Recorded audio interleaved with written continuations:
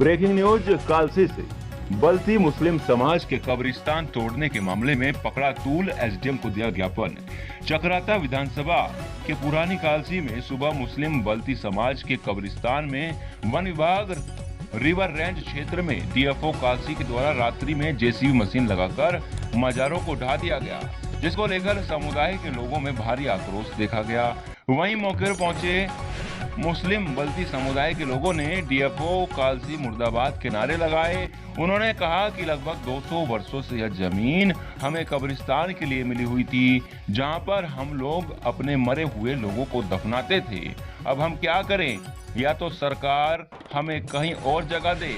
उन्होंने डीएफओ कालसी के विरुद्ध थाना कालसी में मुकदमा भी दर्ज कराने की बात कही है। इसी संबंध में बल्ती मुस्लिम समुदाय के लोग एसडीएम कालसी सौरभ असवाल से भी मिले और उन्हें ज्ञापन दिया। वहीं एसडीएम कालसी का कहना है कि मामले की जांच कराई जाएगी।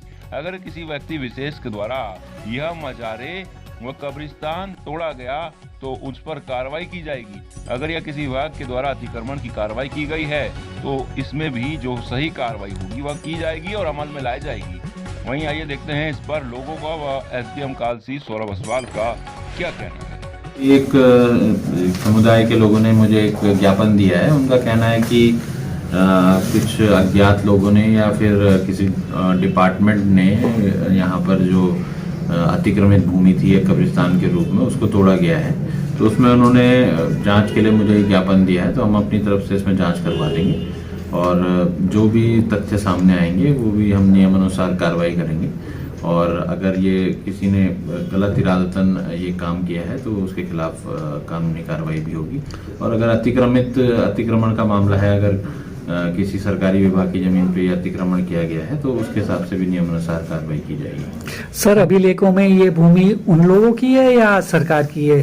देखिए, अभी ये जांच का विषय है, इसीलिए अब हम अपनी भी एक राजस्व और फॉरेस्ट की भी एक ज्वाइंट टीम बनाएंगे। उसमें जांच की जाएगी, उसमें पता चलेगा कि ये किसकी जमीन है, इसमें अतिक्रमण हुआ है या कुछ और विषय है। Thank you. वन आरक्षित क्षेत्र में कंपार्ट नंबर 13 और 17 है। ये वर्षों पूर्व जो है यहाँ के मुस्लिम समाज के लिए वन विभाग ने इसका आवंटन किया था। 1977 में पूर्व विधायक सूरबीर सिंह जी, मोहम्मद शफी खान डीएफओ साहब तत्कालीन डीएफओ द्वारा एक नक्शा तैयार किया गया। उस नक्शे में ये बताया गया था कि कोई भी 17 और 18 में कंपार्ट में कोई भी वानिकी कार्य नहीं किया जाएगा। उसके बाद 2016 में इसकी जांच हुई। जांच होने के बाद अखिलेश मिश्र अनुसचिव वन पर्यावरण अनुभाग 4 ने एक शासनादेश जारी करके ये कहा गया कि ये मुस्लिम कब्रिस्तान की भूमि को सरकारी अभिलेखों में, राजस्व अभिलेखों में, वन विभाग के अभिलेखों में इसको कब्रिस्तान के रूप में दर्ज किया जाए। प्रॉपर्टी हमारी, सरकार ने हमें दी, हम इस पे 200 वर्षों से काबिज हैं। कल जो है पता लगाया किसी, हमने तो अज्ञात के खिलाफ रिपोर्ट लिखाई तो आज जानकारी में आया कि इसको डीएफओ कालसी ने ध्वस्त कराया है। डीएफओ कालसी ने गैर कानूनी काम किया है। डीएफओ कालसी के खिलाफ मुकदमा लिखाया जाएगा क्योंकि उन्होंने भावनाओं को आहत किया, कब्र तोड़ दी। मरहूम मुबारक अली शाह की कब्र इन्होंने ध्वस्त कर दिया।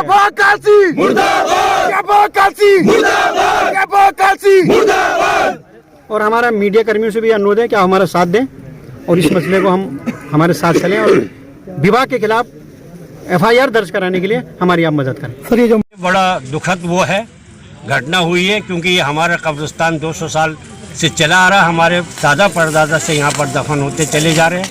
फिलहाल हमारे वालिद साहब का यहाँ कब्र बनाई थी हमने 1993 में और बाज़ाब्ता बनी हुई थी, और सुबह हमको मालूम हुआ कि ये सब तोड़ दिया गया, इसको ध्वस्त कर दिया गया। ये बड़े दुख की बात है।